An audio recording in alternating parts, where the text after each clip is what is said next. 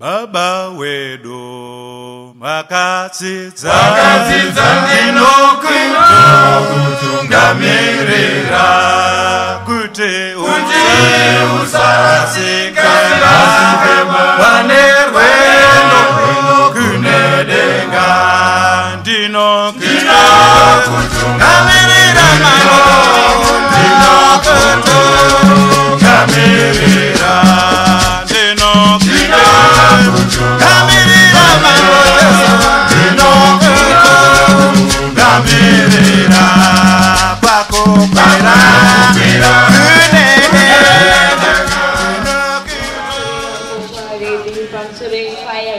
pamusoro yarichitungamirira pamusoro isangano dzvene raMwari.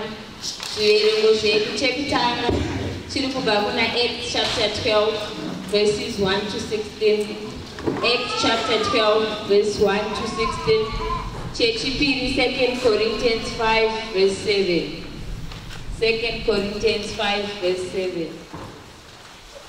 Jehovah notipa Jesus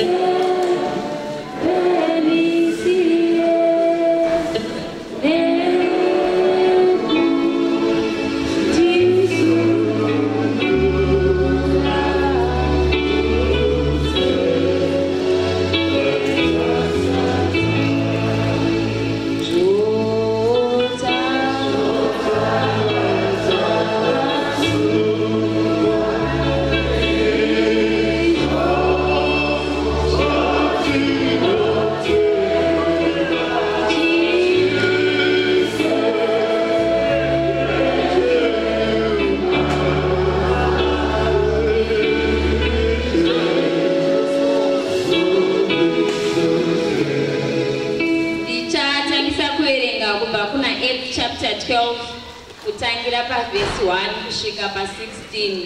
Zvino pamazuva iwayo mambo Herodhe akabata vamwe vanhu vesangano raMwari achida kuvaonesa nhamo.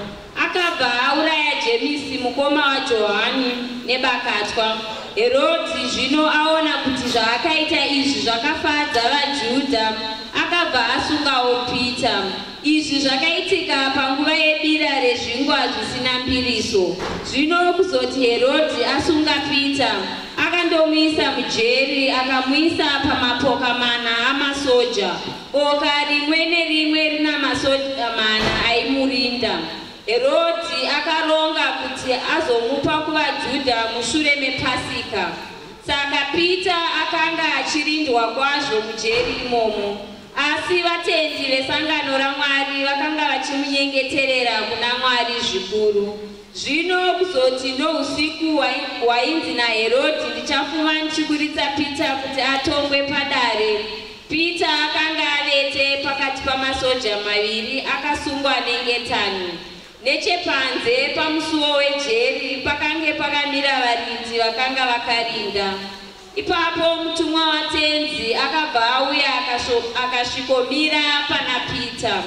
Mujerimo mukabva mati nechiedza ngwerevere kuchena.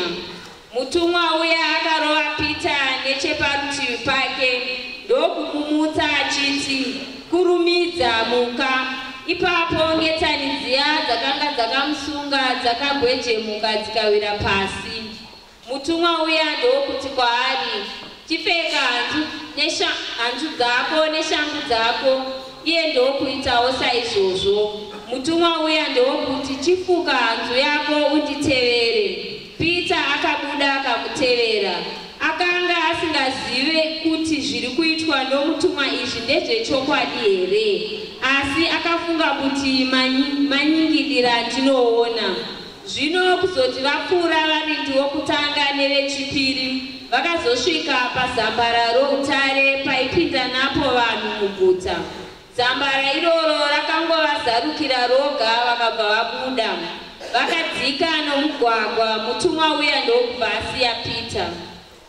Pita zvino akazopengenuka akati, zvino ndazoziva kuti zvechokwadi tenzi atumira mutumwa wake kuzondinunura mumaoko aHerodhi nomuzvinhu zvose zvakanga zvarongwa navaJudha.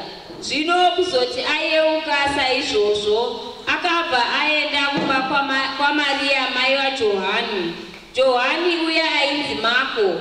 Ndiko kwakanga kwakaungana vanhu vazhinji vachinamata. Kuzoti asvikogogodza pamusuo kwakauya musikana ainzi Rodha kuzonzwa kuti ndiani. Paakanzwa kuti inzwi raPita, haana kutozozarura musuo uya nokuda kwokufara kwaakaita, asi akamhanyira kundoudza vari mumba kuti ndiPita amire pamusuo. Vanhu vaiva mumba vakati kwaari, nhai iwe asi unopenga. Asi iye Rodha akarambawo achisimbisisa kuti ndezvechokwadi. Vakabva vati mutumwa waMwari anochengeta Pita. Asi iye Pita akarambawo achikogogodza. Kuzoti vazarura musuo vakamuona vakabva vashamiswa nazvo. Tichaenda kuna 2 Corinthians chapter 5 verse 7. Nokuti tinofamba nokutenda, hatifambi nokuona kwete. Chadzokorodza. Nokuti tinofamba nokutenda, hatifambi nokuona kwete. Mwari vakomborere kuverenga kwenzwi ravo nekuti rinoyera.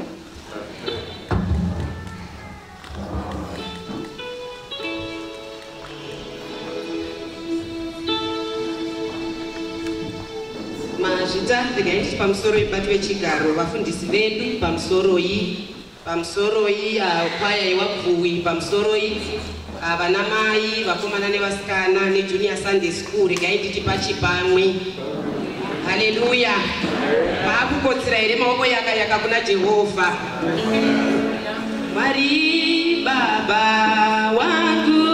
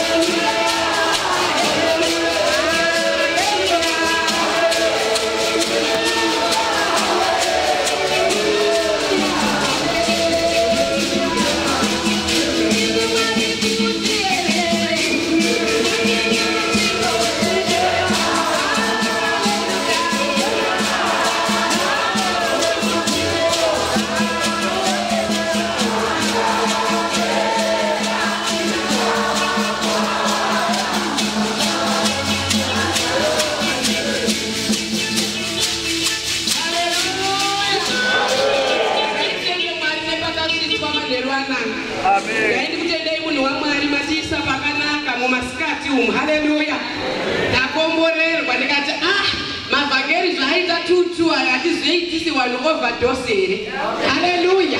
Ndobva ndazobatsirika nemukomana ataura panapa kuti nekuda kweuya taakutangisa. Haleluya, haleluya. Taura rodi pako nekuda kwako taakutangisa iwe. Haleluya. Kana kuri kwamutoko, kana waenda kunoredza, waenda kunobata mhuka dzavo vari pamwe chete, vanombounganidza mhuka dzavo waenda vavhimi kunobata mhuka vari pamwe chete. Kana washeya nanyama yezuva iroro, wakuenda kumba munhu nemhuka yake nenyama yake, akamutsa yake yaamutsa iyoyo haazodaidziri wakuenda waya kuti ndabata imwe inonzi yatsuro yechinhokonhoko arova yakachisa muhomo. Haleluya. Vhangeri rataakubatidza iye zvinezvi amaminira kuenda, abata rake achienda naro kumba kune maproblems. Haleluya. Abata achienda naro kumba kune masituations. Panapa patraining center tikange tapedza toenda kumba. Haleluya. Saka pari kuda mukristu anobva pana achitigara inei. Haleluya. Ndaneta nekugara nevanhu, toda kumbogara naMwari. Mwari wangu garaiwo,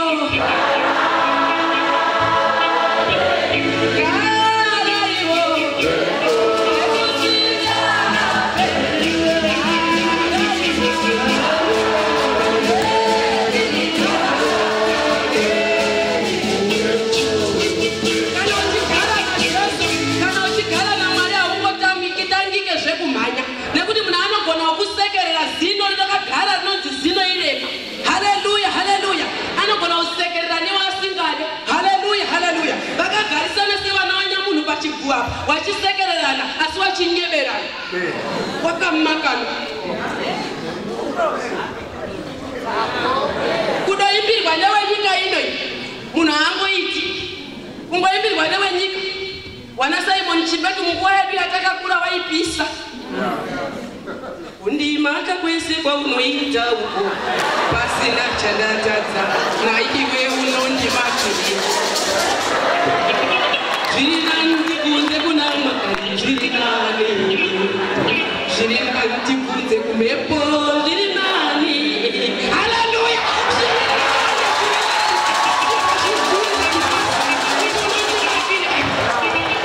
Haleluya.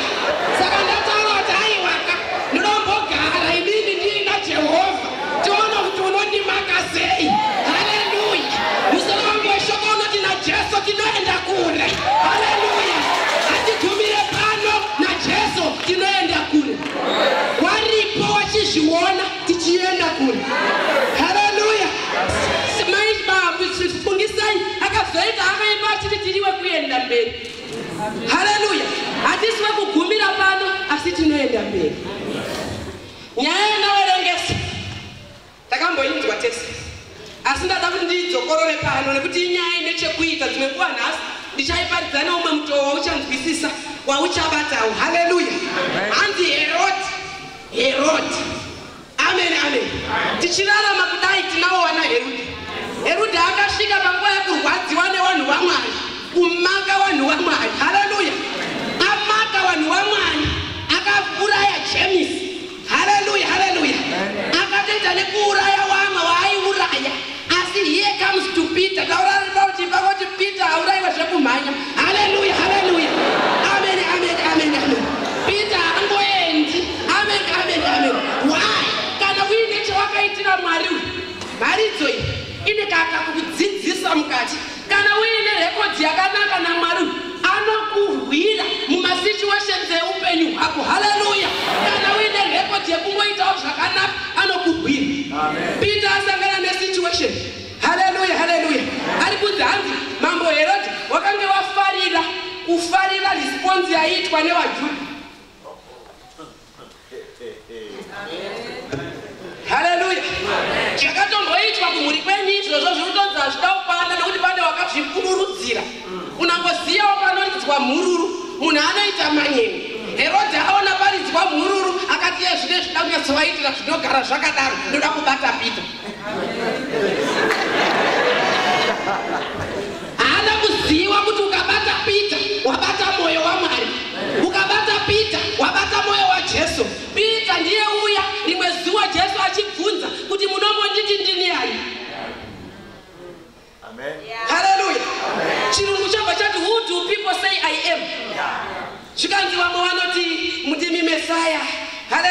vamwe vanoti ndimi muprofita, vamwe vanoti ndimi Isaya, vari kungotaura mhinduro dzakasiyana siyana. Pane wauya pano wasiri kutomboziva kuti Jesu ndiani. Hallelujah. Pane wauya pano wasiri kutomboziva kuti who is Jesus mukati meupenyu hwako. Hallelujah. Tobva naona vamwe vadzidzi ndiri kuona wakatarisa pasi wapererwa kuti ndinoti chii takuto wazinoti mubvunzo wakazoenda kuno pane pari easy kutaura zvewangu. Pane pari very easy kuti mukabvunzwa kuti reirida toisa hani panomination, toisa mainhingi vanoita inomination kuti inovheta nekupepeta pepeta. Zviri easy chaizvo kusimudza zvewangu. Mungandowaisa henyu asi kune vasingapedzi kutaura nezvako vasina kuisa asi. Zvakange zviri easy kutaura kuti vanhu vaitaura kuti vadzidzi, vamwe vanhu vanotaura kuti muri ani, zvazviri easy vachitaura zvavangataura, asi zvazosvika kwavari kuti boimini munomboditi ndini. Haleluya, haleluya. Boimini wacho muri pano munomboditi ndini hani. Haleluya. Tuzi madziso kaatarisa pasi. Haleluya. Pita iye wandiri kutaura nezvake wabva asimuka akati ndi mukristu mwanakomana waMwari. Haleluya, haleluya. Amen, amen, amen. Abva aita nekamuimbi kutsigira mazwi ake ndinomuziva Jesu ndiye wangu ndiye Mesia wakadzidzikwa ndakatambira rudo rukuru ndakasukiwa. Haleluya. Ndiye Pita zveye ipapo hana kuita hake zvakanaka. Pandangokotera pakuti aedza kugadha Jesu jealously. Ndiye Pita wakacheka nzeve yaMariko atifunga kuti ndiri kusevha Jesu. Haleluya, haleluya. Amen, amen, amen. Aiwane tumarekodzi Pita tusingaperi turi endless twaaita mubhaibheri. Ndiye zvePita Jesu vaaida kudzidzisa ari kumahombekombe akasvika pana Pita arara usiku hwese asina chaabata. Anosvika pana Pita akati ndipe bhoti rake. Haleluya. Amen, amen, amen. Ukange wapererwa neupenyu, give Jesus your boat amboite pulpit. Amen, amen, amen, amen. Kana ukange wapererwa neupenyu zvako iwewe imbozvipa Jesu otsigira nekamuimbi kuti zvangu zvese ngezvaJesu mweya nemuviri zvese zviro nezvito vane mazuva imi ngezvaJesu ngezvaJesu ngezvaJesu nguva nemazuva ngezvaJesu ngezvaJesu ngezvaJesu nguva nemazuva. Jesu akanzaka sarudza bhoti raPita akaparidza ari mubhoti mwaPita. Apedza kuparidza anochizoti Pita swedera pakadzama, swedera pakadzama. Zvikanzi taakuchingozviita tarara usiku hwese tisina chatabata, asi taakuzviita nekuti mazvitaura. Pita akabata howe. Muupenyu hwako you need Jesus kuti ubate chekubata mukati meupenyu hwako, asi tanga waendesa something kazhinji hapana chinobva kudenga pasina chaendako. Amen. Ndari kuti unomboita nezvei. Aiwa mubvunze ndinzwa. Munozivikanwa pamunenge pamafa paya vanhu vachataurawo chii pamusoro peupenyu hwako. Iya yatinoti madziro komiti inogara ichiti chii yakazembera kakicheni kenyu kari kuruzevha. Haleluya, haleluya. Vanotaura nezvechii. Amen. Pane kakupaka saka pakaoma. Vanhu vanoti chii pamusoro peupenyu hwako. Iwe ukaita upenyu hwakuomera uchida kuva connected to if you are connected to Jesus Christ, zviro zveupenyu hwako zvinotakurwa naJesu. Kana ukasangana nedambudziko abata iwewe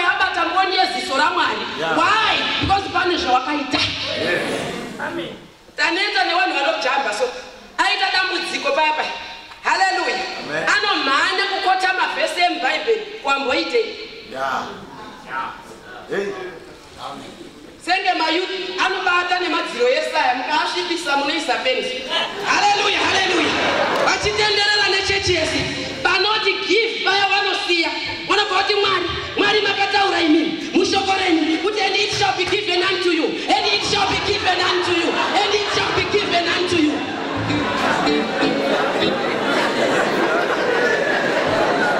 Hallelujah, hallelujah. It shall be given unto you, not be washed. Hallelujah, hallelujah. Amen, amen, amen. Umwana bhate kota ya Hezekia kuti Hezekia akatarisa kumadziro iwe unokutarisa kumadziro kunei. Hallelujah. Hezekia akatarisa kumadziro akataura kuti check my record yako record inochekwa inei. Hallelujah.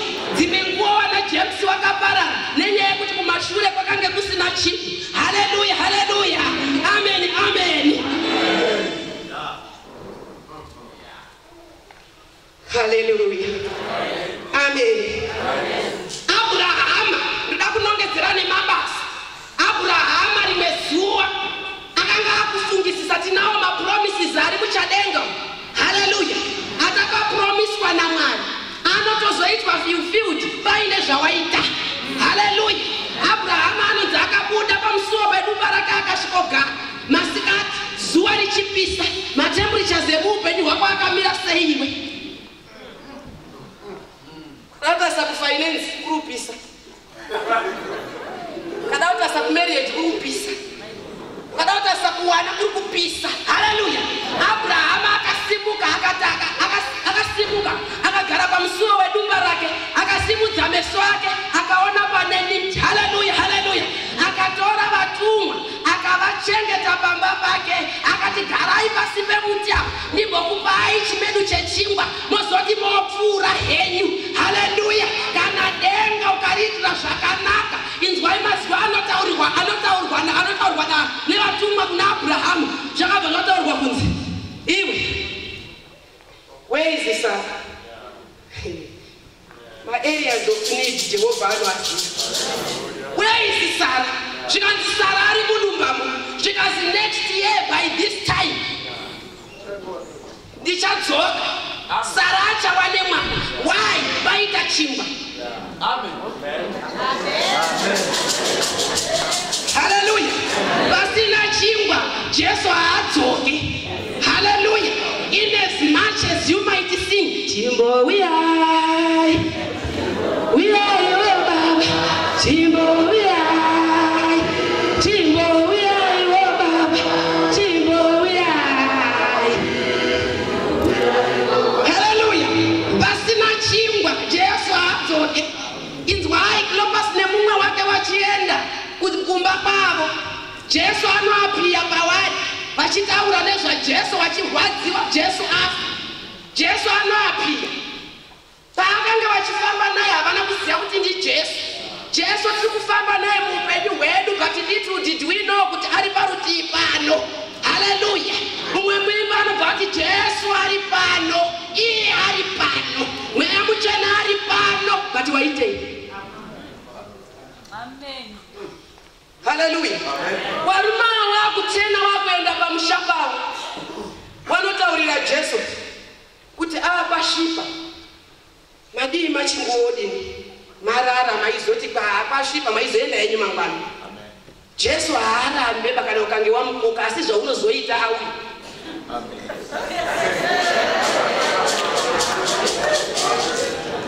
Hallelujah. Amen, amen. Vachisvika pamabana Kilobas vakazotoziva kuti ndiye Jesu akukomborera. Hallelujah, hallelujah. Hazvirevi kuti hausi kushanyirwa asi hapana chingwa. Hallelujah. Unozomuziva sei? Unomuziva sei? Chaunogona kudaidza sechete musandipfuure asi hapana chingwa. Ndosaka Abigeri akazounganidza zvinhu mikaka nechingwa nei padhongi achienda kunopa Dhavhidhi. Hallelujah, hallelujah. Iwewe zvauya nemazidambudziko matambudziko ako padhongi pane. Amen. Hallelujah. Peter aiva nezvaaita kuna Mwari, zvaaita kuna Jesu, zvekuti musi wangataurwa chete kuti Peter, iwe unozviziva here kuti kana ukanga uri connected to Jesus Christ, zvikangotaurwa nezvezita rako chete, ngirozi dzinosimuka kudai so, dziriko kudenga. Hallelujah. Dzichinzi tarisai please, pane vari kutaura nezvaibva pasi apa. Hallelujah, hallelujah. Nekuti unenge uri connected to the manufacturer who is Jesus Christ. Amen. Kanzi tinorapita. Rega ndikutaure ndichiti, kana ukange uri connected to Jesus Christ, haufezve kumhanya. Ndakati rimwe zuva ndiri kumba kwedu, taiona TV nana Takudzo naPanashi. Saka vanojaira kuti ndonyanyoda zvekuchechi. Isai wabhuyiwa wakazoimba kuti makompetisheni yawabhuyiwa isai ndione. Isai wakandakamboparidza ndione. Saka zuva ndakaita zviri unique. Ndakagara pasofa ndichiona zvawanga uchiona. Waiona filimu raJackie Chan. Vanagara pasofa ndokatanga kuona. Hallelujah.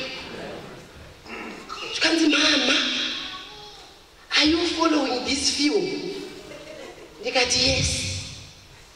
Hallelujah. Pane chinhu wani chandakadzidza ndechekuti main actor hafa. You are not going to die in that situation. Regera wanoronga waronge, asi wewe basa rako ngere kuramba uchinamata. Regera wanorinda warinde, asi basa rako ngere kunamata. Hallelujah. Isaiah 8 verse 10 inobvaita uraichiti mandudzana. Hallelujah. Inobvaita kuti vanoronga izvenyu asi hazvizobudiri. Revai zvamungafunga kuita asi hazvizoitiki nekuti Mwari wanesu. Hallelujah. Zita rake Immanuel, Immanuel, Immanuel, Mwari wane. Zita rake Immanuel, Immanuel, Immanuel, Mwari wane. Zita rake Immanuel,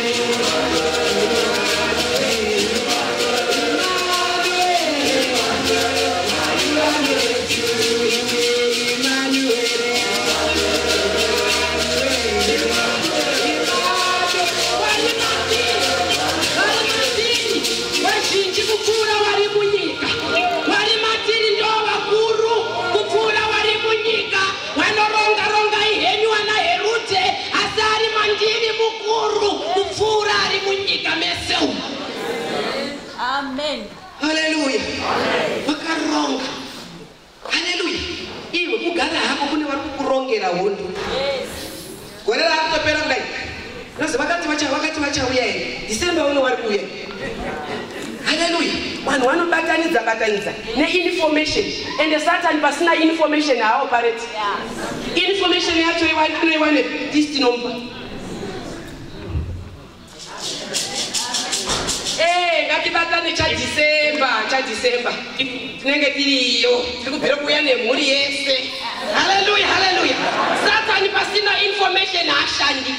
Inzwai munzwe. Herode anobvunza rimwe zuva, waziva kumabvitani kuti kana mukange maodzokera pfuura ine pano ndizokuitai makorokoto. Aida information. Dherira akabva here pamakumbo aSamsoni. Hallelujah. Imimi asi baba mamusati manditaurira. Uda kuti kurukurei dzimwe wadzoka paagenda yake. Waida information yekuti simba riri papi. Hallelujah. Amen. Satan diski notomuvhurira mafaira. Uri kuzviziva here kuti roziva nekamukomana.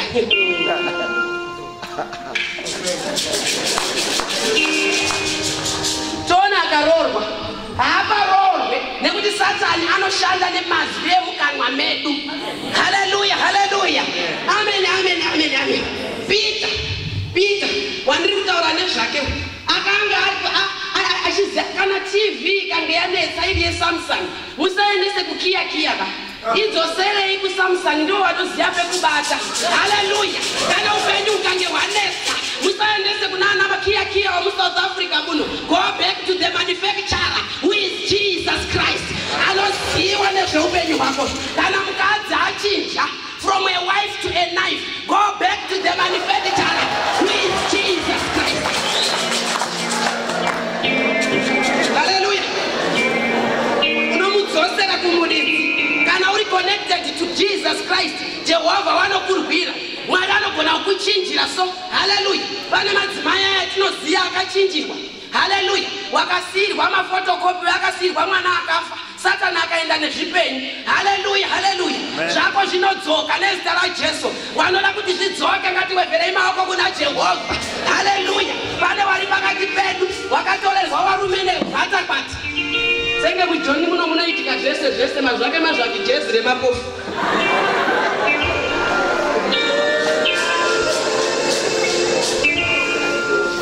Hallelujah. Vanhu vanokopa tunhu twemuno spirit. Hallelujah. Anakuita chisutu daiteera nelanguage wanaongotaura tuchirungurungu. Tiriwe kumusha kuZimbabwe kusina nemafuta ari kupfura. Hallelujah, hallelujah. Tiriwe kuZimbabwe eka. Musakanganwe izvozvo. Hallelujah. Vanhu kana vamuno vanokopera hanzi inonzi zhundu kugara mundowe. Hallelujah. Zvako zvakabiwa. Vamwe vari muno vamwe vane misodzi kuZimbabwe. Ndiye zvavo zvakatorwa. Vamwe varume vakatorwa muno. Anenge akagara muno zvake muno. Twana tichisvipika kuZimbabwe.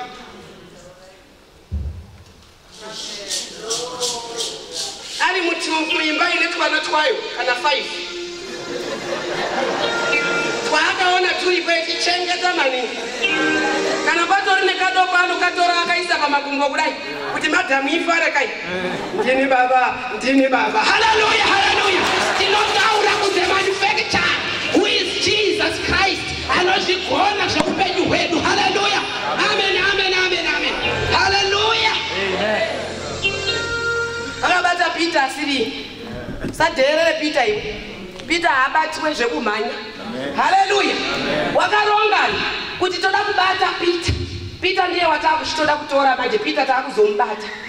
Hallelujah. Peter.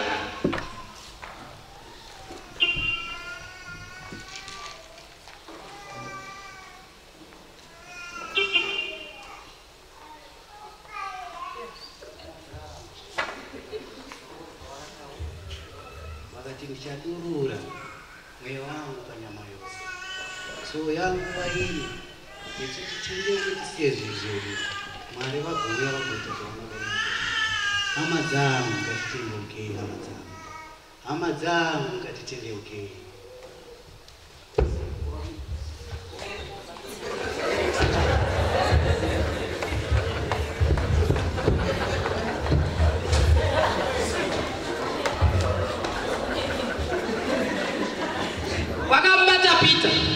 Wambata Peter mwana wa Mwari.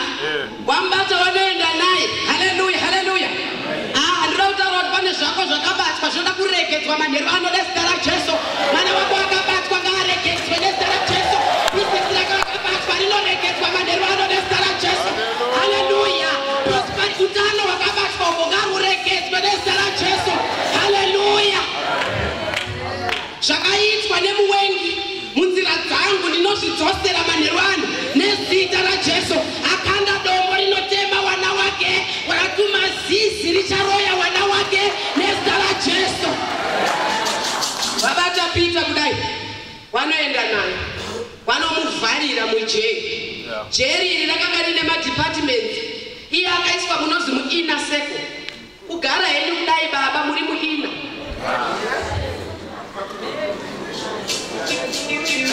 Hallelujah. Unenge uri hapo mu South Africa muno uchiita unge zviro zviri kunaka. Izvo zvizvi so uchiti pakati hallelujah unongogutsurira wasabhozwe unge une mari wazora baby line. Hallelujah, hallelujah. Mumwe munhu manheru anonga aregedzwe nezita raJesu. Hallelujah. Mumwe munhu ngaabude mahari anoda kumubuda muzita raJesu. Wambata kudai Satana anokuwachisa. Amen. Ukaita zvekutamba saka chisi. Amen, amen. Enda atsare bape kubata kana pane munonamata pacho unobata. Asi zvakuchidhipenda manje neukama hwako naMwari kuti hwakamira sei, nekuti pana wabatwa uchiziva kuti Jesu ndewangu haarambe akanyarara sezvinotaurwa nesoko raMwari kuna Isaiah 62 verse 1, because of Zion I will not remain silent. Wambata biti masoja asha ane mafesa ari kunofara zvo. Wambata biti akanga ane masoja, haleluya, akasimba ndimba dzevarume dzakabata Pita, nekuti panoitwa chiro chakadai panototsvaga wane simba, haleluya, haleluya, wane wakasimba, wanowerengwa kuti ava muoonerawo wakasimba, wane fesi dzinotyisa, ndo vanowanzoiswa muzviro zvakadai, haleluya, haleluya. Pita akabatwa zvake kudai, pamwe wacho vaimurowa, pamwe pacho vachimundundurudza. Iwe nyaya yekundunduruzwa ine nyaya. Pane umwe mudzimai wandinoziya akanga aibatwa achifewa, pamwe aifewa wega here because murume wacho haana kubatwa. Zvangonzi mudzimai aibatwa achifewa, pavaimuzuzurudza vachienda naye kuna Jesu, havana kutoziva kuti tiri kutoenda naye kunyasha. Kune vamwe vanhu vanogona kunge vari kuzuzurudzwa, so apa uri kuzuzurudzirwa kunyasha, haleluya, haleluya. Pavakamuisa mujeso, iwe chinondishamisa vakaipa, akamuisa mujeri haagarisiki. Amen, amen, haleluya. Hawana kugarisika vavaruma, wakange wakasvika naye wakamubvisa hanzu dzake. Zvamuri kuti maya nebhachi rinodhura baba, sasa rinogona kuchipisa izvo kubvisa isutu. Unosara makungotaura nhoroondo kuti kare kedu. Kare kedu masutu taipfeka isu. Makandiona ndapera vafana, mapera ne. Haleluya, haleluya. Makandiona ndapera. Andizozo ndakange ndiri manje. Taipfeka masutu. Vakamubvisa hanzu dzake. Haleluya, haleluya. Pita karimo kari kubviswa hanzu so.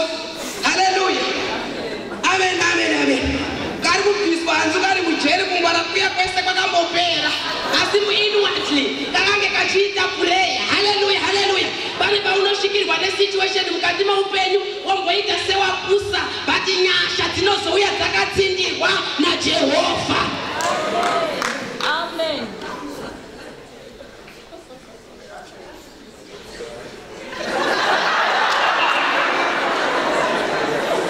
Haleluya.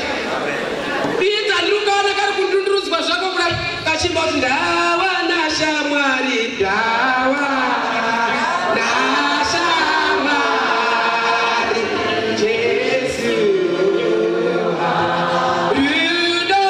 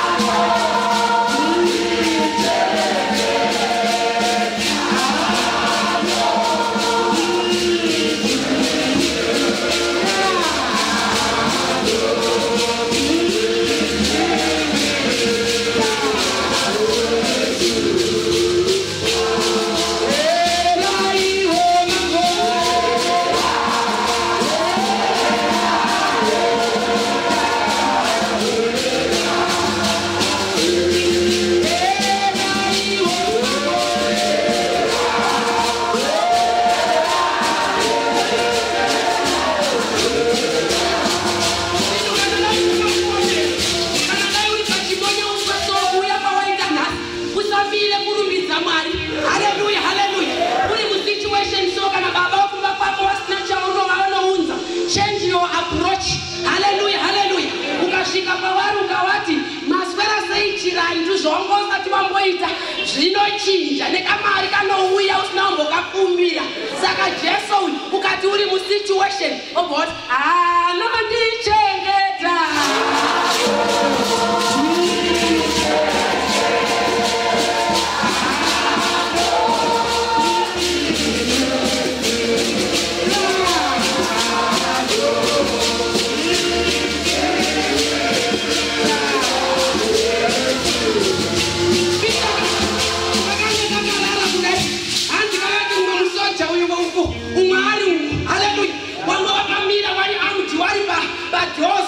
Pita kapedza kutaura kuti anondichengeta nemujeri nemuvhura anondichengeta.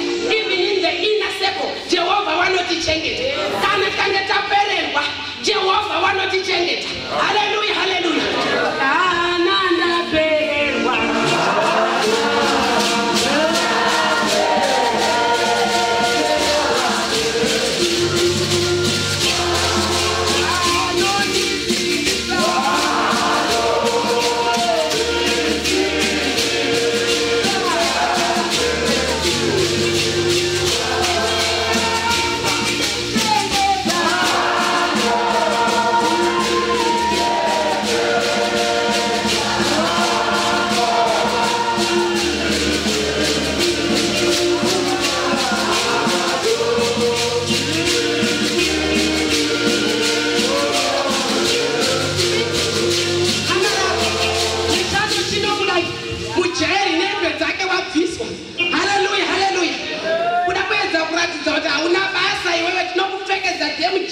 ungoti uyapfeka hake ndema dzemujeri ichena hani kundiwa vakupfekedzwa hembe chena uri mujeri.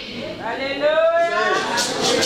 Pane hidden agenda iripo yekuti ukatiza unozi uyo.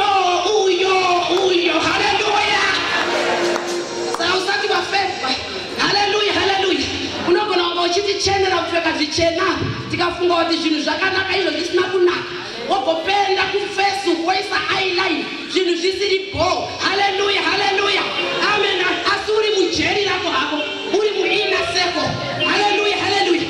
Lipstick tsvuku dziya dzakasimba muromo ngi tofunga kuti honaiwo totoyemura. Hallelujah, hallelujah. Izvo uri mujeri rako.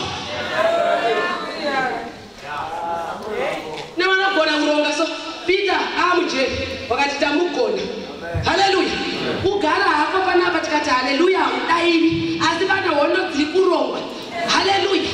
Akaimba uya tonga imbo yakati kune vari kurongera wendo iyo wakakumaka. Hallelujah.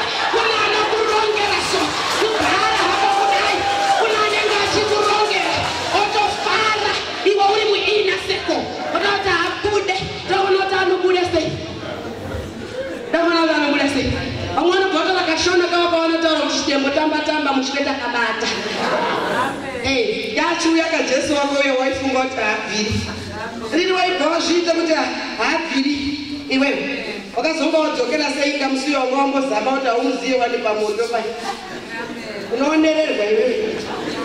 Chigara mutoona unobuda sei. Handikuona kuti ayamagadhani. Handikuona kuti Mwari pamusiwo. Kune imwe misiwo miri kwozoti main entrance kune magadhi itationi. Hallelujah. Vakurwadza here Peter. Hallelujah, hallelujah. Peter kakarara kudaro kakatobatwa nehope kutorova ikonomi kuti iwe pane paunenge uri musituation vanhu vachitokuti maiwe iwe uchitoshona ngorodo kuti ngondapedza kurumbidza kuti ndawana shamwari Jesu yangu anondichengeta anonditutura. Ndapedza ndoti mumaoko enyu Mwari tinoisa zveupenyu hwangu. Hallelujah. Mumaoko enyu I will be done. Ndovata zvangu kuti hope idzodzo hope dzinoita kunge dzinometastaiza dzinobatirana so. Peter karara wari mumasaidhi waye wakutorana magadhirana emakamira. Hallelujah, hallelujah. Amen, amen, amen. Magadhi akatangawo kushona. Amen, amen, amen. Hope dzakauya. Hope dzinobva kudenga dzisiri ordinary but dziri extraordinary. Amen. Iwe kana zviri zvehope Jehovha vanozviziva. Adamu akavatiswa mabvi ikatorwa. Haleluya. Saka usateerere zvinhu zvekudenga, metsi dzekudenga usambodzipima. Haleluya, haleluya. Arara hope kudaro. Vese vakapera ukutsire so ungobatwa uke wamwa ma-sleeping tablets. Vese vakatanga ukutsira. Mutumwa akauya. Akaenda straight paiwana piti. Aenda straight paiwana piti. Akasvikomurowa nechaparutivi. And before that, akaita chiedza. Amen. Amen. Zvinotaura kuti presence yaMwari panoita chiedza. Yes. Pakafa Jesu pakabva nenguva dza12 o'clock kunosvika nguva dza6 o'clock pakaita rima. Kutaura kuti Jesu chiedza. Muimbo bati Jesu chiedza pandinomira kwese kumwe. Uri chiedza changu Jesu chiedza pandindomira kwese kumwe. Kana zvazva Jehovha hatiite zvechiwande-wande, hatiite zvekudima, panotoita chiedza pakati mkwerewere kuchena. Haleluya. Warindaona kuzviona mukutoona wakarohwa nehope. Haleluya. Wakarara mutumwa wamwana anosvikorowa Pita necheparutivi. Zvikanzi Pita muka. Pita uri mukundi iwewe. Yakoza nekonga. Pita vapedza kumuka. Anga ari mudzungu ana kutomuziva kuti zvii zviri kuitika. Zvikanzi Pita pfeka hembe dzako. Haleluya, haleluya. Pita ngachipfeka hembe dzako. Anongoti chop chop back. Haleluya. Take your time and wear your clothes. What no manjire iko sekuru kuna. Pita pfeka hembe dzako. Haleluya, haleluya. Hembe Pita kanokurumidza kupfeka. Kapfeka hembe dzako kudaro. Awakarohwa nehope. Kapedza kupfeka hembe zvikanzi iwe Pita.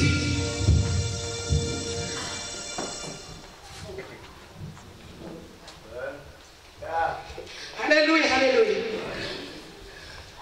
Kana presence yaMwari iri pauri kunodzirwa. Kandi mafuka. Kandi wachifamba na Pita kudai. Pita achingori pane pamukonoti nyasha dzikakuinga so you stand still with your mouth widely open.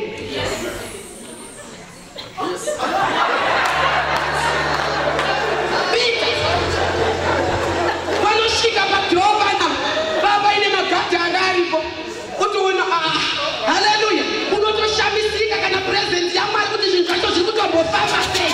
Haleluya, haleluya. Kana presence yaMwari iripo unoshamiswa.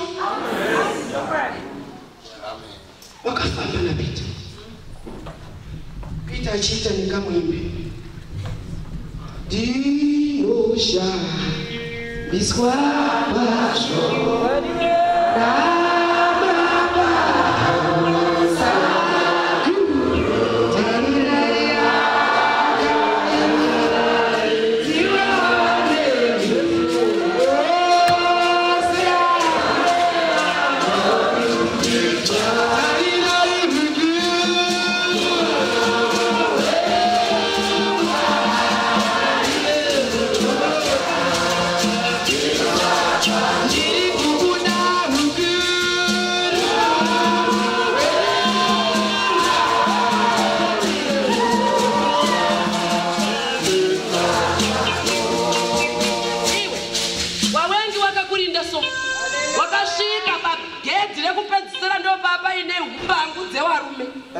Kushika mablaza akablare. Naiwe ndiri kuona Pita kakatochinja nemuimbi kaiwa nemusikadzi wakakamkomana kaya zvikanzi ndinokudyira bhonzo nebonda kudai ndakamira pamako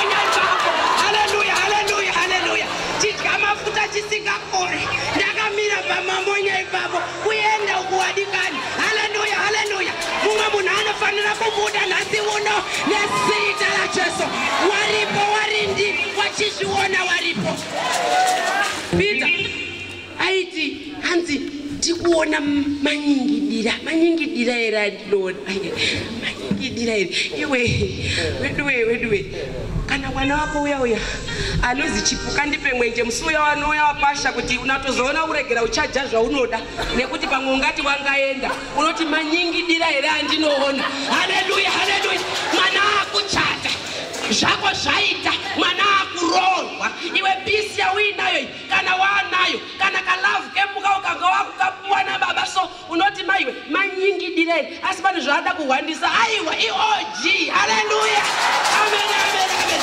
Zviri kutoitika Pita izvi zviri kuitika wazvinzwa Pita ndo zviri kutoitika manje wakafamba nemutumwa iwe mutumwa ndakandiwo pakatorera mapostori kana mutumwa akauya iwenda nawe kana mutumwa akauya iwenda nawe kana mutumwa akauya iwenda nawe ndei mutumwa akauya iwenda nawe mutumwa akauya iwenda nawe kana mutumwa akauya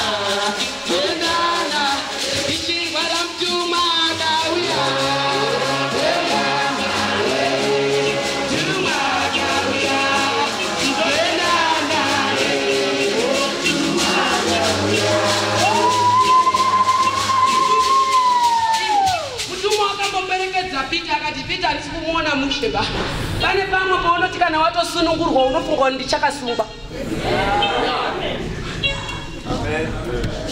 Akati ungadzokera kuti wadikani atangoona ndakunza akati ndotomboti pereke. Haleluya haleluya. Mwari yako kana waibata wasire panzira iyi. Vanonzi nono wakaipa kana Jehovha wasvika wanoti yes. Vakavharwa newakaipa kana Jehovha wasvika wanovhuna nezita raJesu. Haleluya amen haleluya. Akazoti mutumwa paakaenda manje akuchinzi ndiwo mubaba uyu ndiwo mudhiere yedu inoenderera.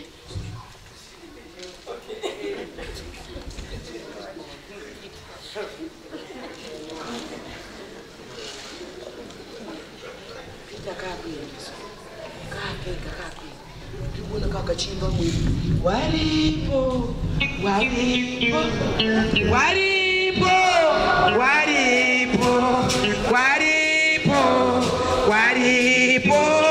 tinowakunda waripo inzwai waripo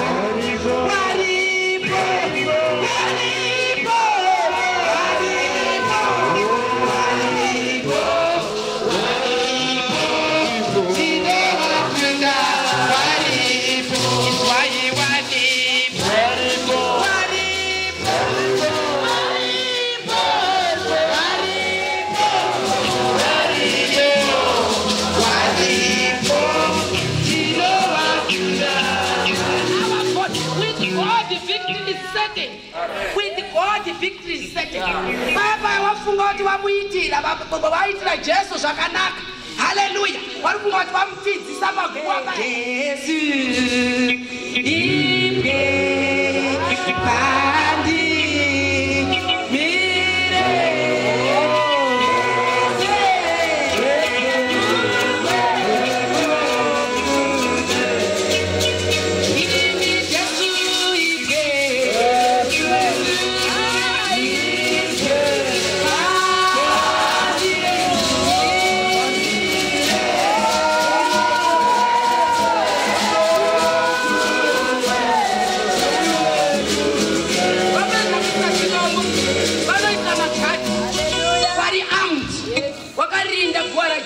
mangoti mauraya saka muchiri kurindire.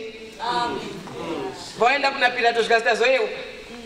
Iwe mwengi wako anotoshaya pisi. Yes. Ari kuita kuti ushaye basa zvako Joni kuno. Yes. Asi haana pisi. Amen. Ari kuti pamwe mangwana ungaungarekana wabuda sekubuda kwawo chaipo. Yes. Amen. Haleluya. Amen. Jesu paunenge wakavharirwa anogadzira exit kumashuro. Yes. Joni. Haleluya. Iwe paunofunga kuti wakupedzera Mwari wanenge wakukutangira. Haleluya haleluya. Ndotsika yaMwari iyo, ndotsika Jesu. Haleluya. Saka Jesu paakavharirwa wakaenda kuna Pilato. Zvikanzini tazoyeuka kutadza uvata. Tazoyeuka mufunge. Tazoyeuka. Tazoyeuka. Kuti munyengedzi uya. Kuita Jesu munyengedzi manje. Akambotaura kuti achazomuka. Kunyengedza kwake kukazopfuura kuya kwokutanga. Haleluya. Walipo. Wachizviona walipo. Walindi waya walipo.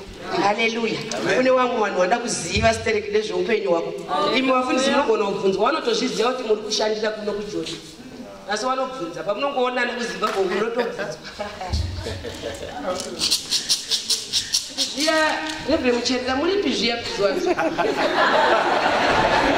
Aomerai Jesu maoko. Ndau yatoziva kuti ndo zviripo. Anokubvunza. Saka vane godo nesusu. Indakabva kubvunzwa musuno zvikazi naive nemasanga. Urumbeita nezveiko muchechi ino.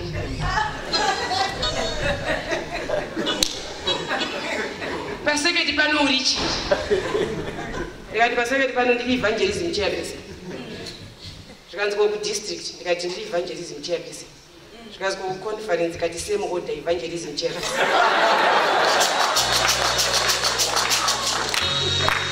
Hallelujah.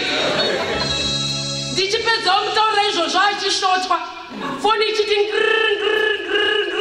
kurira. Ukanzi na Reverend Gurupira. Maine masango. Murudi wa Joni.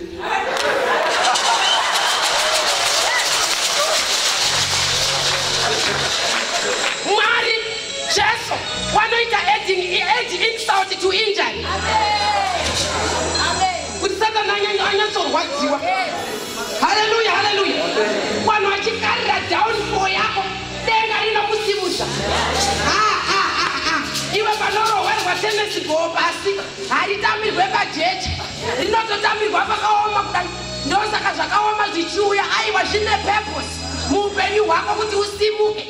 Tennis ball ikarohwerwa pasi purpose kuti mwana anakirwe naro kutosimuka mudenga. Saka iwe don't worry. Kana madambudziko achikurohera pasi. Hallelujah, hallelujah. Tennis ball ndotononga richitemba kuti zvinondikwidzawo mudenga. Zvinondikwidzawo mudenga. Zvinondikwidzawo padenga. Saka zvakandinakira. Zvakanakira Peter.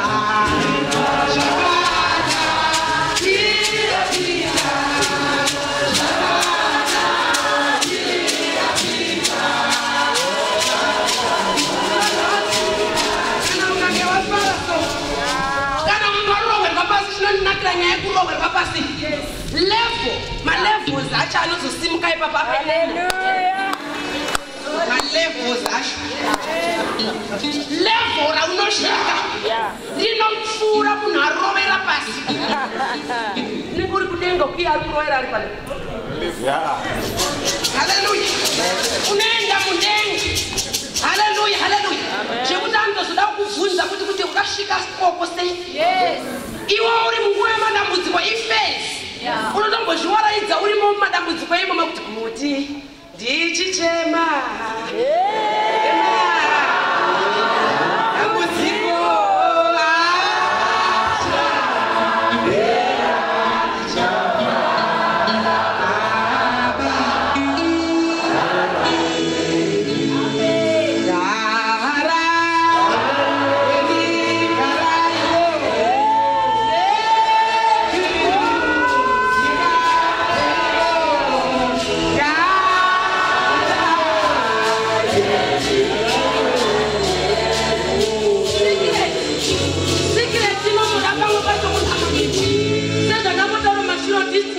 Information.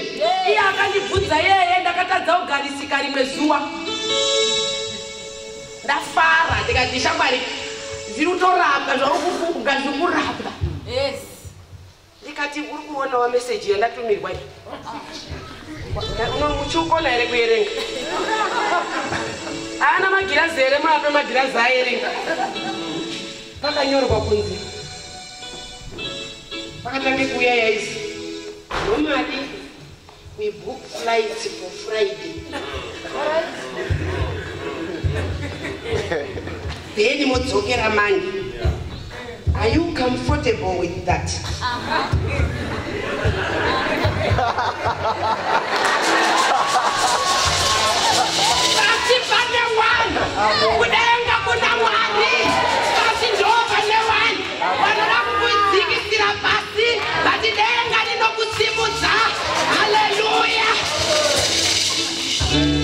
Baba wewe chipilizo zaino ramba dzishuya.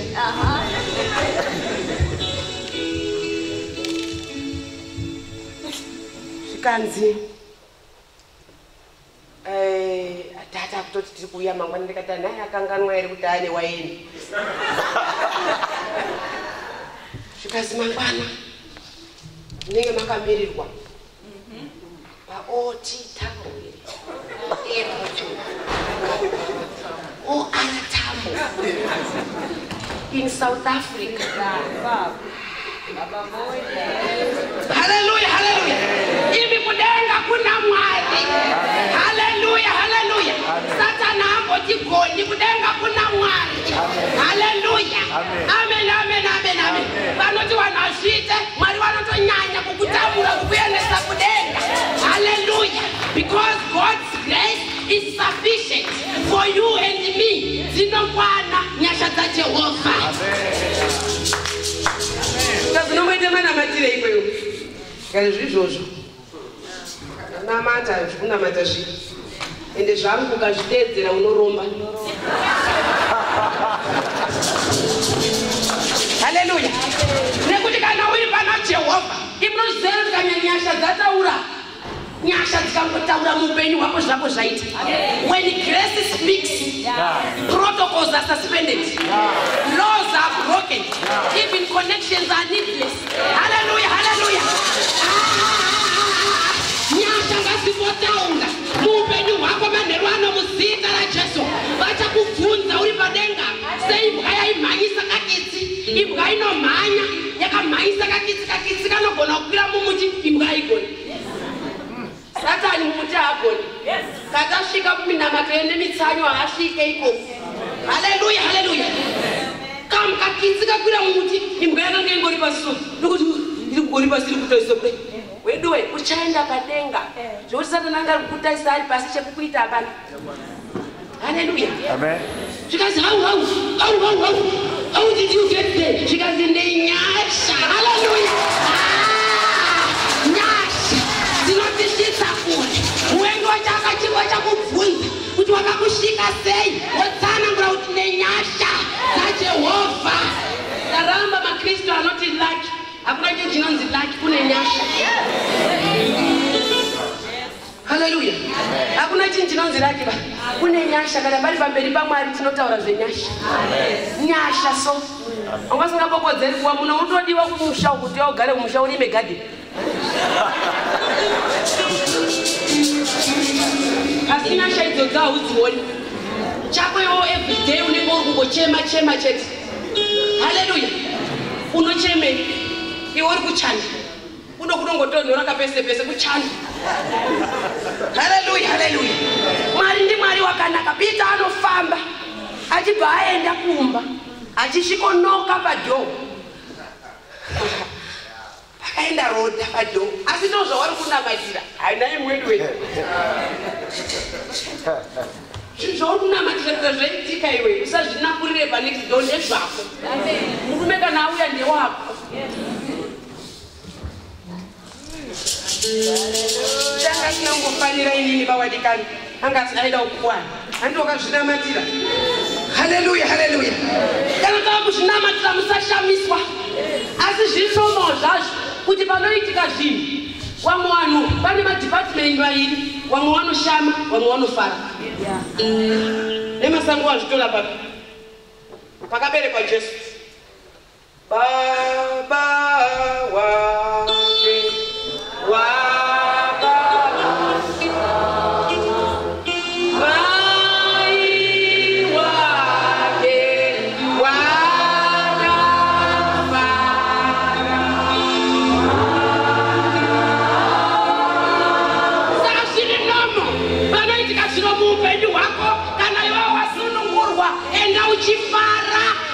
vakasunungurwa vamwe oshama zvavo kuti zvamboitika sei izvozvi.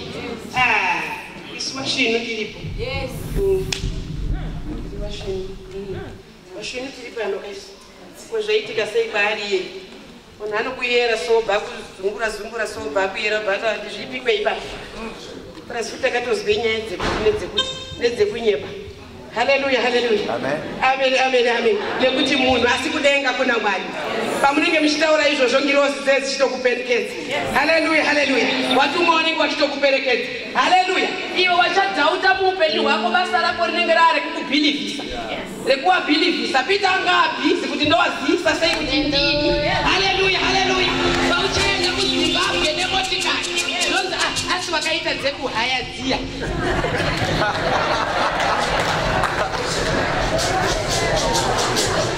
Waizotenga wamoti iwewe chaiye handiwe musiwe pamajoneri wakatenga moti kuiwewe ndofunga sosana notokati mazivi kuda kuzvinyaradzana tikoso ndofunga wakaite yekuhaya. Haleluya, basa rako iwe ongere kuwabhilivhisa kuti ngeyangu wadikani ndakauya nemotikari yangu. Haleluya, nekuti nyasha dzinenge dzakuingira. Haleluya, hatifambi nekuona, tinofamba nekutenda. Amwe ngaambozvitaura nemuromo wake, hatifambi nekuona, tinofamba nekutenda.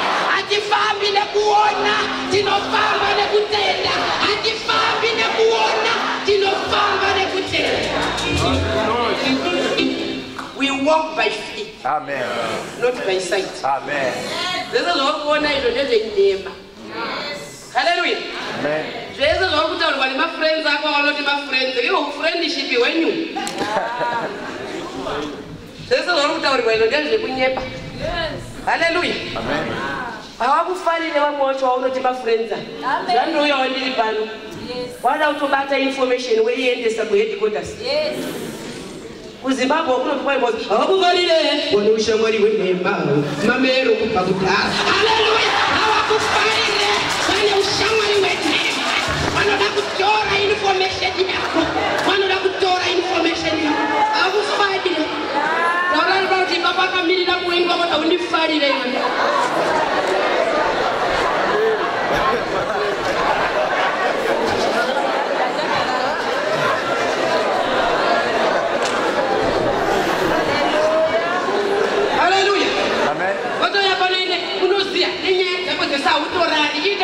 Dzakazouya ufunge zvandazoitirwa nemurume wangu iwe kuseka paWhatsApp. Haleluya, nzenza yemukadzi, mukadzi anoti rare namate anokumbira simba kubva kuna Mwari kuti Mwari itai kuchindirowa parutivi manheru kuti ndimuke ndichinamata. Haleluya, Mwari ndiitire zvamakaita Peter ini. Handikuti kana ndasvika kubattlefield kumba ndisvikorara kana kuine pfumvu kana dai kusina ndimutsei rovai parutivi ndimuke ndinamatire wana wangu. Haleluya, wana vanonamatirwa nekuti Satani anojara sawi muwana wedu.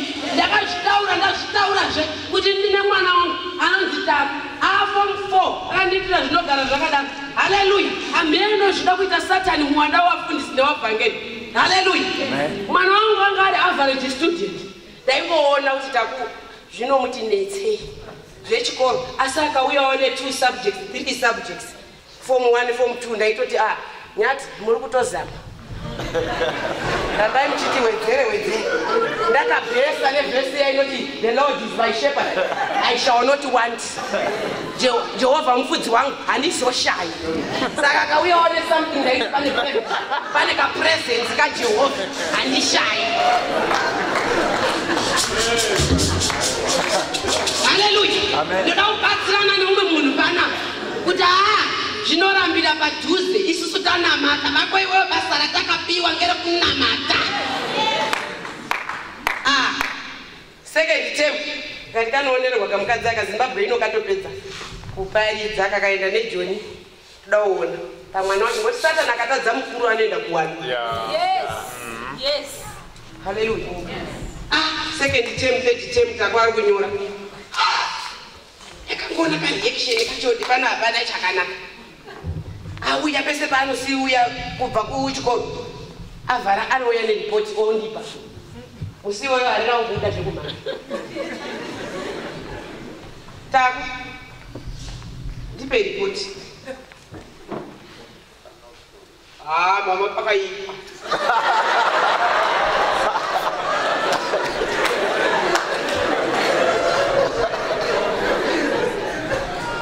haleluya takaipa ndikati pachiipa kudini ndipe ripoti toni pamwe pachona unofanira kuratidza kuti unopfeka fesi yebasa vanongoita mai vanongoseka nezvisingaseke sindikati bring ripoti ngariuye toni chibva andipa pandataisa kudai ndiona rakati piriwiri rese ndikati buda panze ndaityawo muvhara mbambi ndati buda panze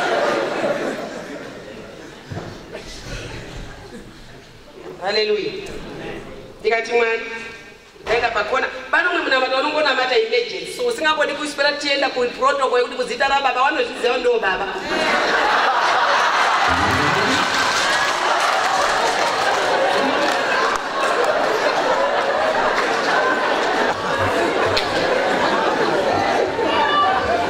ndikati Jehovha mfudzi wangu handizomboshayi pasei ndashaya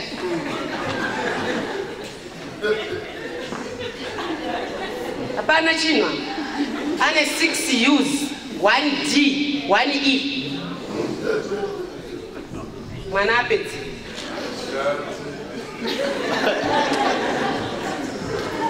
ndakangoenda pakona ipapo vanangotanga ungoti neripoti sandifura Hari wangu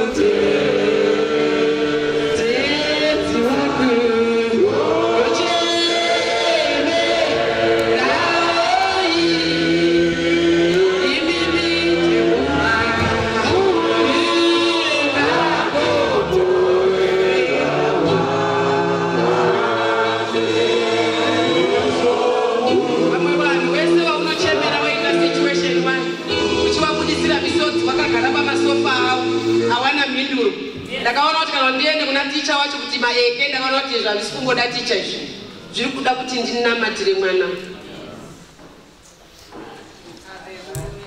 haleluya apasara 2 months exam fee ndakabvisa second term pasara 2 months vavhara muna August September October wana kutanga unyora pauya mayuzi ese pane mayuzi ari muupenyu hwako aunoda kunamatira nhasi kuti nezita raJesu imimi Mwari makachinja waini mvura pamuchato wekana yeGarirea ikawa waini Mwari munogona kungoita something but mumwoyo mangu maiti you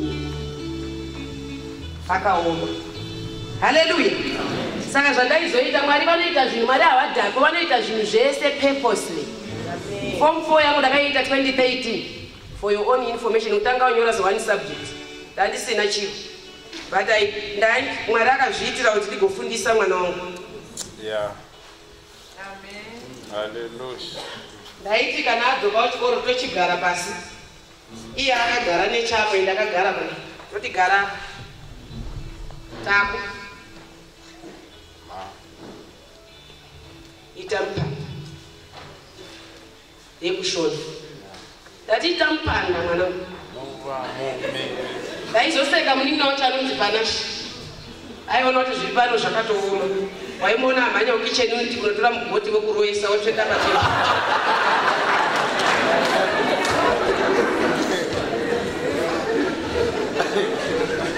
saka aizodaira mupanda uya nechepakona panapa yo mumirima chizviridzi rukatukukupa kumushizi kuti wagona haleluya noti ri panani panari ndipe mazita anowanika panari imai ndoda kutaurira namai wemunama aungonamati pambacho noita action taneta nevanhu vanongoda kuti hadzizvoni inini kunamata ndinonamata fani pambacho zvinoda action zvimwe zvacho zvoda kubhalansisa kana uchechi kwanzi ipaipa. Haleluya. Nekuti zvinhu zvese zvinobatirana kuti zviite zvakanaka. Haleluya.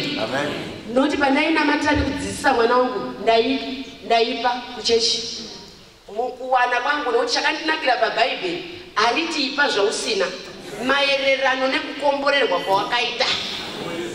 Haleluya. Zvinhu zvekudenga zvoda kubhalansisa. Ndakadzidza kusainzi kuti balanced diet is the food which contains all food nutrients in their proportional order. Saka nezvepamwari zvoda kubhalansisa. Haiona kuti taura kuti mangwana unoti munamato kwamwe wamutouya kuZimbabwe ukazvina kushata kuti ndikuenda kugomo rekubhindura asi balansisa. Ukapedza gore rese chiri munamato unoneta.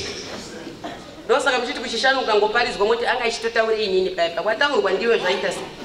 Why unoneta asi ukafamba nemakumbo ese kudai wakabhalansa munamato zvipo angati ite semunamato zvipo. Haleluya. Tagu, give me the aids to trade.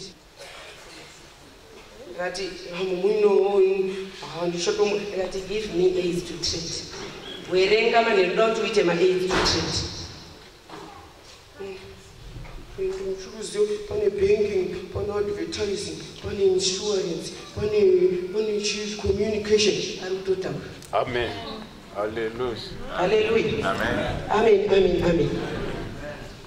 Kuda kunonyora. Iwe takapuwa simba. Riri matiru usingaziwe hako. Lekuti ukavhara door indikana tiri kupa kwangu mufundisi mucherera. Ndotoita kunge dzakadai. Soprano ndoro wakurwadzana. Kana ndakumba ndoro wabhesi.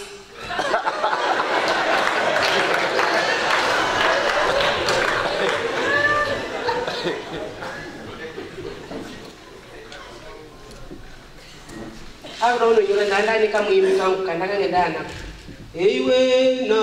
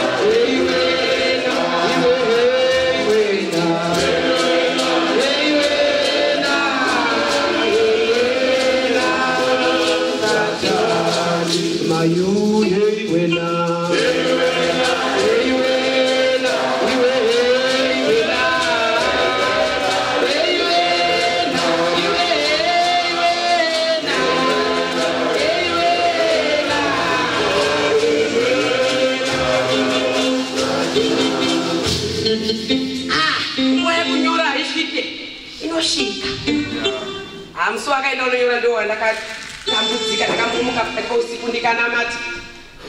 Chemu kanamata. Ndakaona kunge zvisina kukwana. Mwana apiyenda ndakati kugama ndikunamatire mwana wangu. Ndakapfugama ndikamunamatira. Haleluya. Ndapfugama ndikamunamatira so ndapedza.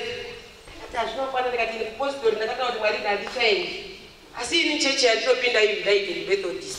Pandafunga zvese zvinoitwa kuUnited Methodist. Chandingabatsirawo mwana wangu ndiri muno afundisa hapana chinyi. Kamwana kakunobuda vato ndakati iwe takudzoka. Vafugama. Ndakati fugama pasi. Mukristu anenge apererwa. Ndikati muwiri watenzi wedu Jesu Kristu. Roba ratenzi wedu Jesu Kristu.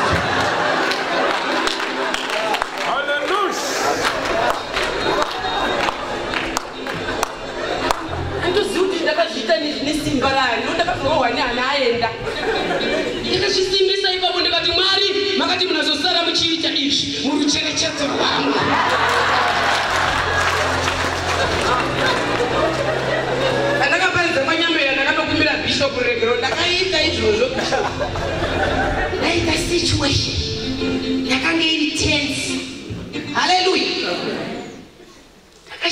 ndikashingirira. To cut the long story short, maziso anosvika paanobuda ende maziso angu esanga angozara ripoti ye-O level iya ye-mid-term maiu yega ine ndichingomaona ndikati apa uye ndiwega tira kuenda kundobhadhara chikwereti chiriyo handi ndasvika paya paya ndikati ndabhadhara chipinda mayedu ndikaza mama imimi pindai. Haleluya, haleluya. Akutochikamanisa mutsake ndakapinda muno sandatora maziso ndakatanga kulectura heti ndingi ndakatodzidza upfura heti ndikati heti munhu ane hondo anoita zvese zvese so pane manguva unototora munhu kuti anoibharansi makambozviona taamai vaya maitira ava munoti kuti zvakaita bharansi here vaya ibharansi riyani zviri nane kudzina vanhu uri bharansi asi vakabhalansa pana kristu. Haleluya. Ndakasvika pana heti ndikati heti iwo wakatoshama kuti hezvo apurochi inge rudzivo kwakagara pasi ndakamira ndikati hedi zvikazitipei candidate number yemwana ndikati hedi gainimbomutaurira mwana uri panapa waitadza saka zvaaita zvinoda kutaurirai nekupererwa asi tinaye Jesu. Amen. Ndikati zvikanzi aitadza sei ndikati aitadza zvekuti ndikutofunga kuti nini mupfungwa dzangu dziri kuti kana afoira ngaadzoke pana nokuti zvekumuita handina zera rake ndinomuita se takanditarisa so he felt compassion anditarisa nemeso anetsika saita ndikati aitadza hedi chindipai candidate number 3054 apa muromo wachena imi masituations ari mupenyuka mamwe acho unochena muromo ndakazoshamiswa imimi muno ndikakuudzaika munofunga kuti hanzi pamwe akazobuda nezvamunofunga kuti zvinoshamisa ine kwandiri ndakashamiswa. Amen. Inini mai wacho ndakashamiswa nokuti ndini ndaiziva zvaitika ndakatoona atouyawo ne4 subjects.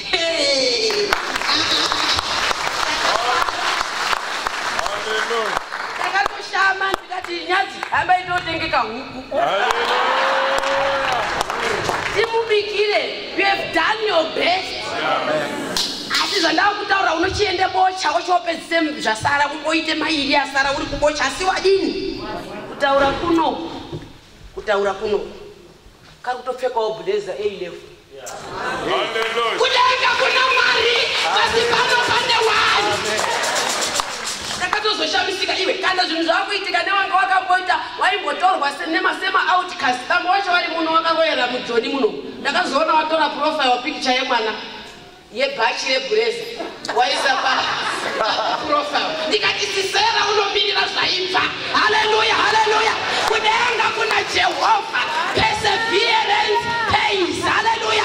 Kushingirira kune pundutso. Amen. Wadii kuramba uchishingirira nemayuza ari muupenyu wako wadii kuramba uchinamata iwe satani akatiisira zvimwe zvinhu pamusoro unoziya ndinotora mufananidzo ndichiupa vanhu pazhinji pataura kupinda pakunamata pana umwe mai vainyima zvekunyima zviya kunyima zvekuti zvaitozikana murume wacho akati mama paita vana tete avo kana mukange masara bikai huku yandatenga mai vai kwakurwadziwa nehuku yatotengwa iripo wakubika huku yakabikwa zveshuwa wapedza ubika wakuisa patebhuru wakaisa muzibhesiteni ziombe nyama iye kwakutora makebheji asina kana mafuta neonyeni kana domasi waisa pamusoro pekebheji pebhesiteni pa zvakanyama ina kutongodzika kana simero yacho because zvatsindirwa nekebheji. Haleluya. Pakuenda kuneka iyi tikasi vakomana ndaindomutaurira inini kuti hanzvadzi yenyu irombe mazviona kane zvamabikirwa panezvi hapana nezvemurumeva ndo zvaakupa izvi ingoita izvi ipo wana tete ita izvi ipo wana tete wanotora bheseni nemakebheji pamusoro iyi vanongotora sadza vanoti chekei kasadza kadiki vanoti chekei kakebheji kadiki wabva watanga kudya havana kuziva kuti pasi pane iwe pane zvimwe zvinhu zvakatsindirwa nasatani. Mablessings ako akatsindirwa newakaipa muupenyu hwako ndiri kuti chiima nerwana ramba uchisewa pasi pekebheji pane nyama. Haleluya, haleluya. ramba uchisewa, keep on keeping on, basi pekebeti pane nyama. Jesu anotumira mutumwa wake manherwana kuti ubude, anoti come out. Tinomuziva pana Lazaro, Lazaro ane mazuva mana afa. Jesu anosvika, iwe zvimwe zviro zvako zvakambomiswa kuti mbiri yaMwari ioneke, zvakambomiswa kuti zviite kasimero. Why? Kuti mbiri yaMwari igoonekwa. Dai Peter akabuda first day akapinda mujeri, hapana zvaizotaurika. Zvinombomirirwa kuti zvitange zvaita kasimero. Vanhu vangoti pane chinobudaira, ende vanhu kana zvakuita kasimero vanosuduruka. Shamwari haudzionidzo. Haleluya. Kana usina chinhu, shamwari dzinoita shoma. Ndakamboziva definition yefriend. You know, the friend is someone who moves in when others goes out. Hallelujah. Amen. Munhu anokusiya but Satan, but Mwari anenge ainewe. Hallelujah. Hallelujah. Na Mwari unenge muri mese wakakuchengeta so. Hallelujah. Lazaro, come out. Kune vamwe vanhu vatokutoita nesimero. Kudzinza kwako vanhu vanokutora kuita zero. Zero chaiko. Mazandiwe mungaerenga here wewe. Kana makutanga kuerenga vanhu kutanga ipanawo nini. Uya panokutora vanhu kuita zero, Mwari vanoona hiyo. Hallelujah. Hallelujah. Panonzi nevanhu uri wekumashure, Mwari vanoona munhu wekumberi. Nekuti ndi Jehovha zvoshamisa. Hallelujah. Pane vari mujeri here. Tsoko raMwari rinonditira zvakanaka. Pane mamwe vanotobvunzwa, pane vanorwara. Yeah. Hallelujah. Kana wanyarara hako uchirwara, ndezvako. Yeah. Asi bvunzo wauya zviri clear, isingambodi interpretation. Pane vari mujeri. Pane vari kufila here kuti pane area yandakazvidira ndiri mujeri. Ende Satani kana akuisa mujeri, mandisa mujeri. Andi magadhi munaoko wokundisunga kwakwe.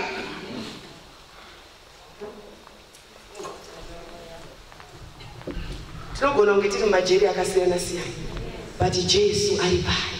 Amen. Hallelujah. Jesu ari pano. Iye ari pano. Mbune ari pano. Amen. Anoshinurira soko rake kuti arizadzise. Manhero ano pati parida kuzadziswa. Ive vanhu havaunganire pano kulala pano kutsanya mibhedha. Mibhedha kuno kuSouth Africa kunomufundisi munoburwa mibhedha wakomana. Muno kana usinawo uri nane gadzirisa. Muno mune mibhedha. Indakadaro kubva kwedu uko wakomana mibhedha wandandinawo waka wakashata. Apa ndiri muvhakeni ndinoti ndazomira pamberi pawo ndichiti wewoshe uri pamusoro pangu wakandizodza kuti ndiparidze kuvhangeri kuvarombo kuita kuti wasingaoni waonezve, wakasungwa wasunungurwe uende kuparidza gore rashe kuvanhu. Haleluya. Mubhedha wanga wakashata. Makore mubhedha usingataisiki. Mubhedha wakuti ukapinduka wanga wakaiswa kanenge kaka. Akomana wakaiswa kaburanga pakabhesa. Ndokuti ukatenda kudaiswa kuti kitini ndanda kuita nekamusana kendisina kairwadza. Haleluya. Haleluya. Amen. Amen. Amen. Hanzi naJehovha ndakauya kuti ndikupei upenyu, kwete upenyu chete but upenyu hwakazara. Vhesi iyo ndakaikota ndakamira pambhedha ndikati makauya kuti mutipe upenyu, kwete upenyu chete in its fullness. Chitaoti pandinorara panofanira kuti panorara mwana waMwari. Vanhu vaadvertisa nhamo, pane pambona vaadvertisa vanhu nhamo kuita kunge zvino zviri right. Ndoda kuti kuna vanhu vanoti iwo zviripo. Nazi mubhedha uri kumba kwedu soka. Muti baba uri kutaura kuti shamwari wachibva wachibva. Mubhedha uri kumba kwedu soka. Uyo wakashata zvawo maonere evanhu, asi une kaadvantage kumba kwedu. Une kagomba pakati apa.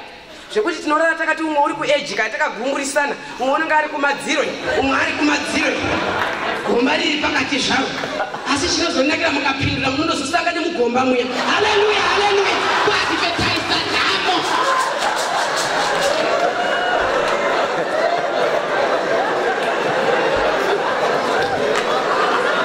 God can change your issues, Madelwana. God can change your story. Hallelujah. Kuti ndasezvinhu zviri normal zvizimbori normal tengai mubhedha kwawo. Muri kushupa madhokita masoro musana wangu ongorora chikonzero chaita musoro uteme. Hallelujah. Hallelujah. Amen, amen, amen, amen. Mwari wakazondichinjira. Why? Because I made an action. Pamweni panodaka action. Action haingoitwi zviri easy, inotomborwadza. Ndikati takuri kwezuva ndafuma ndakatsamwa ndikati babasa ndivo noita zvechingoro waripo here. Pa1 primary waripo zvikazi mbai moda kuita sei. Ndikati ndo wadaidza wauye nechingoro chavo. Ndikati babasa ndine chimbhedha chirumo. Apeno kana kuti munoda kudiniwo ndicho kuti munoda kuadzire kuite huni here kana kuti munoda wadini asingachibude. Kana takumama zvinhu zvamakuita panapa mukadzi mukuru muoneka muchirara pasi chati. Ndo zviripo. Hatina pambhedha hatina.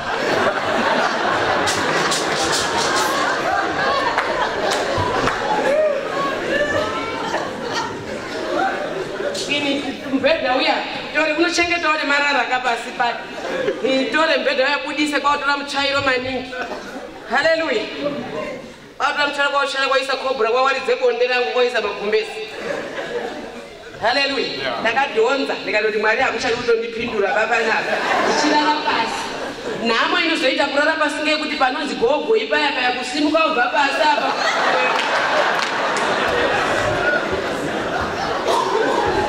Asi ndinotenda Mwari nokuti wayo mubhedha wakabvawo John uno.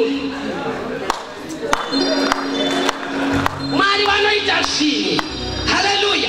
Kana uine jeri rako ndataura kuti yatsuro yechinhokonhoko warova yake ichiita achiisa muhomwe. Last minute inoi zvako zvinogona kuita. Unogona kuperekedzwa nemutumwa uchibva pano uchienda kumba kwako. Haleluya, haleluya. Unogona kuperekedzwa nemutumwa uchienda kumba kwako kuzere nemasituations uchienda nemutumwa. Haleluya. Amen, amen, amen, amen. Wanoda mutumwa. Haleluya. Wanda kuenda nemutumwa kudzimba dzavo. Haleluya. Nekuti wakatsidzaka. Wakatsidza isinongobhesa bashoko ravo. Tinokutungamira. Haleluya. Wakatsidza. Baba wedu vakadzidza tinokutungamirira iwe kuti usarasikirwa vamehendo unene izvaunzwe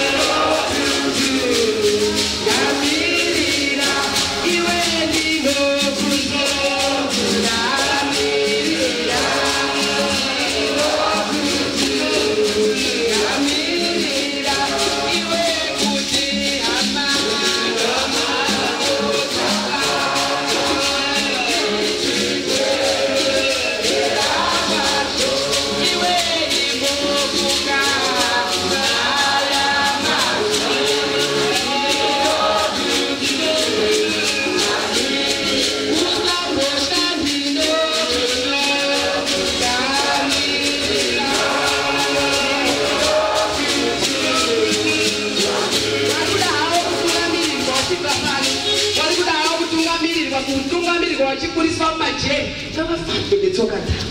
Pana ane dambudziko ere ngafambe netsoka dzake. Jesus. Pana ane dambudziko ere ngafambe. Apa neapa zvakadai senyanza. Apa neapa zvakadai senyanza. Varume hama rudo rwaJesu vandisanganisa. Rudo rwaJesu vandisanganisa. Wadiganiwe apa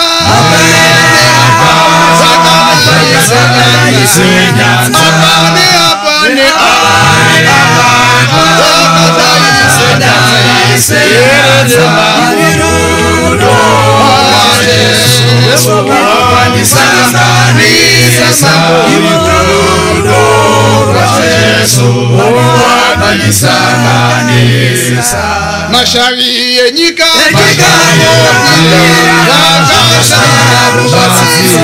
mashavi yenyika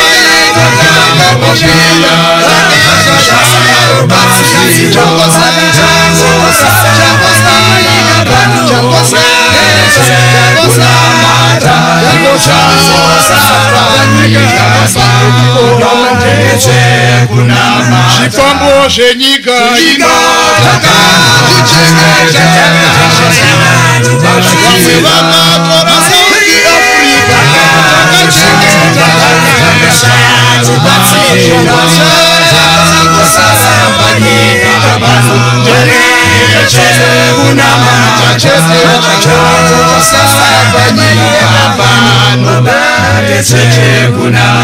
mimi vakomana venyika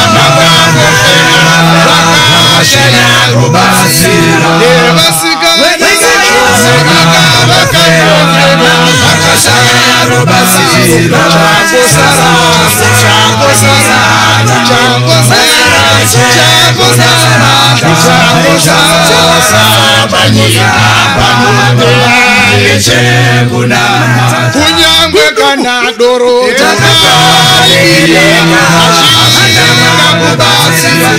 doro